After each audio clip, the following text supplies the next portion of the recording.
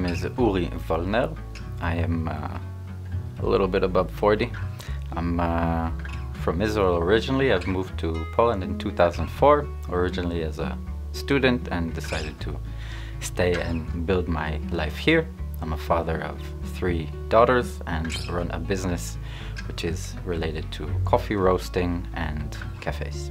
I don't know if my definition of anti-Semitism is better than the definition of Mr. Sharansky. I really like his definition because it's, first of all, very easy to remember and also to think about. So his definition, it relates to 3 Ds.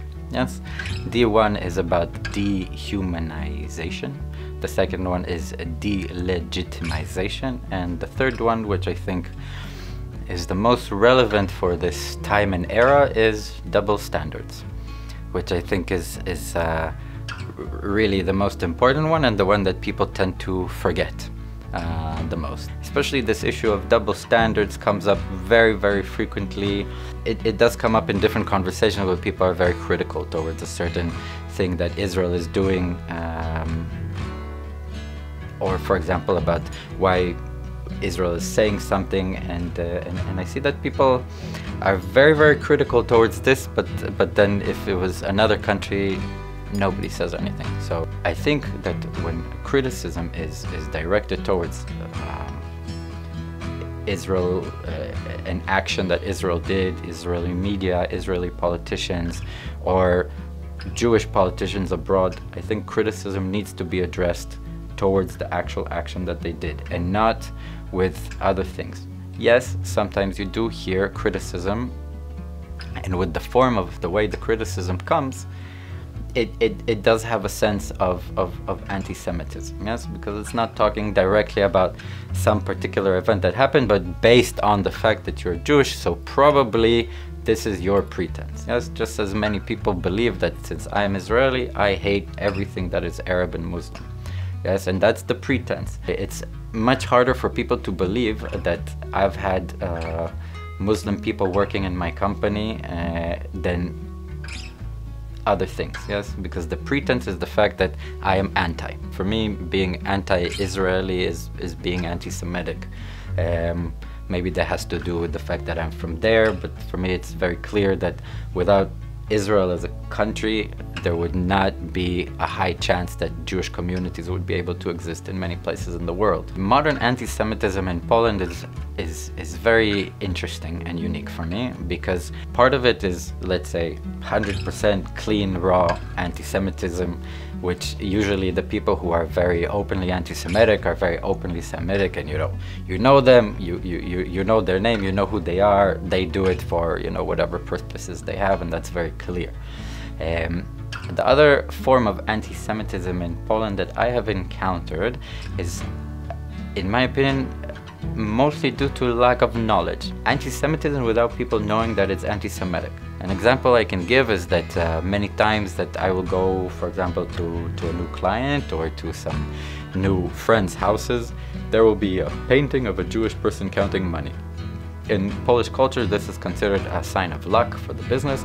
So even when I, for example, opened up a place, sometimes people gave me a gift, which is a painting of a Jewish person counting money.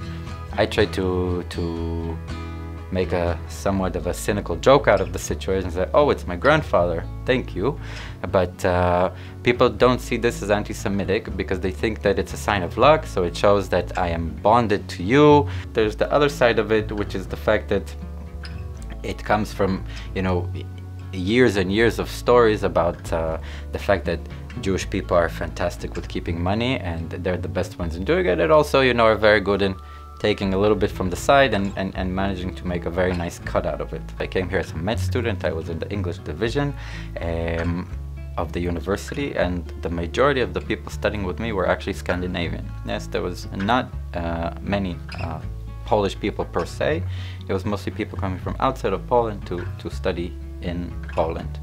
And this was, let's say, my first introduction to life in Poland. Very interestingly, the regular conversations day to day are very simple about, about the weather and about that this teacher is bad and this teacher is good and things like this. But then during the weekends, when there would be a party and we would pre-drink at home and, have a few beers, all of a sudden, someone would pop a question, Uri, yo man, why'd you kill babies? Kind of out of the blue. So this was kind of the first time where all of a sudden I felt that all of a sudden I have become the ambassador of an entire country and an entire philosophy, an entire religion. I think there comes a time in a person's life where they're more or less complete with who they are. Yes, I, like the majority of Israelis, am a complete cocktail. My grandparents from my father's side, my father's parents are from what was Transylvania. So I'm part Hungarian, part Romanian. The food at home was Romanian, Hungarian, and from my mom's side it's Polish. My mom comes from Łódź. So I was raised by that, yes, by those stories, of how my grandparents from my father's side survived the Holocaust, and about the death marches, and how my grandparents from Łódź, were evacuated from ghetto Łódź, and then were in Auschwitz, and then how they managed to somehow by miracle meet again in Łódź after the war. This is how I grew up.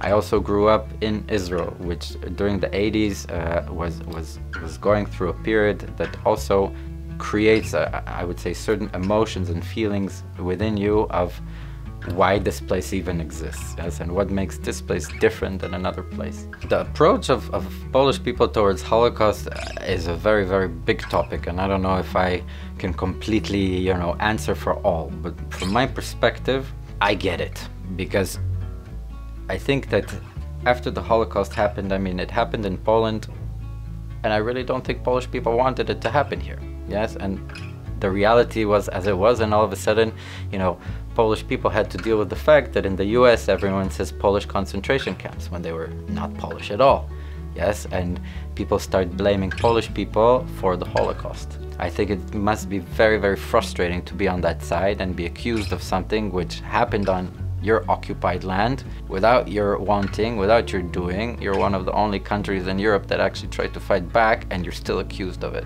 And I think it's extremely frustrating that after, the years of the war, when the war is finally over, you try to put your head up a little bit, and then all of a sudden communism falls on you and slams you down again.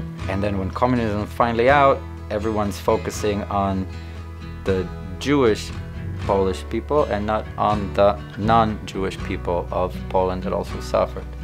In addition to this, as the Holocaust becomes a little bit more talked and discussed, different countries like Sweden and Holland are brought up as, emblems and golden gems, and Poland isn't. And if you actually look at the numbers, the biggest amount of righteous among the living are actually from Poland, and not from these, neutral countries. So I can absolutely understand how frustrating that may be to be Polish and to hear these accusations. Of course, I'm sure that there's I'm sure there's Polish people who blame the Jewish Poles for the fact that the Holocaust happened and for the fact that World War II started here, and a lot of things. Of course, in every country you have the left and you have the right and you have the extreme right and the extreme left. This is clear, yes? But the majority of the Polish people, I really don't think feel that or think that. I think people are people, and people want to live, yes, and people want to have the independence and the freedom to choose if they want to work in the supermarket or be a painter or be a writer. It's the politics that usually complicates all these things. Do Polish people like to avoid it? I don't think Polish people like to avoid it. The fact of the matter is that in Poland, if you look, there are, departments of Yiddish in the university. There's departments of Hebrew in the university. There's a singer festival, which is, with rock, klezmer, Hasidic bands, and stuff like this doesn't even happen in Israel. So I don't think that the Polish people are trying to avoid the topic and move. How do you know that you are actually not anti-Semitic? What are the things that you are doing? What are the things that you are believing? What are the things that you are saying that are guaranteeing to you, because I think a lot of people accept that, you know, oh no, I'm okay with everyone. I'm okay with, you know, people of different skin color. I'm okay with LGBT, you know, everyone. So of course, I'm also not anti-Semitic. How do you know? So for me, this is very, very important.